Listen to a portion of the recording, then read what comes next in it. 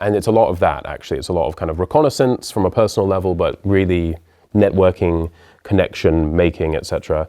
So I did a lot of that, and I conducted quite a few interviews where I wanted to see how things worked. So that's stage one, right? And then now I can be in the stage of looking at that and yes, trying to go back and do more of that because you keep wanting to go deeper, as it were, but to also see, okay, what are the patterns I'm noticing, and indeed, can I make some kind of experiment or something out of this, right? With the data I have, or previous data from another trip. So I may well actually, I previously worked on Turkish, for instance. I did an experiment with Turkish. Can I see how, for instance, these words that are supposed to show something of what they mean already in the word, can indigenous peoples in the Amazon guess that about Turkish, for instance? Or what ways can I manipulate that, etc. So there are lots of questions that may arise, and I'm actually in that planning stage to try and see what I can do to kind of bring these two different streams together.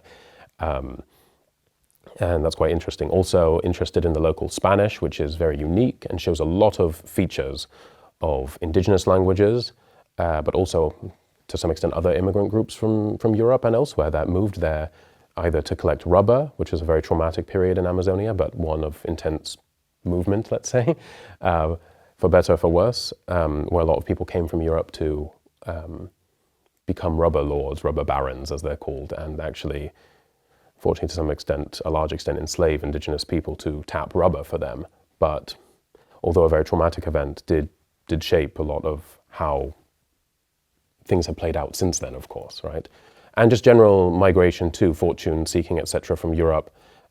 Even, for instance, people of Jewish extraction from North Africa, etc., as well, going to places like the Peruvian Amazon. And so it's a nice interactional sphere, and I'm trying to look as much as I can into all aspects whilst going forward with some few concrete ideas. So have a plan, but be open, right? That's sort of the take home for field work.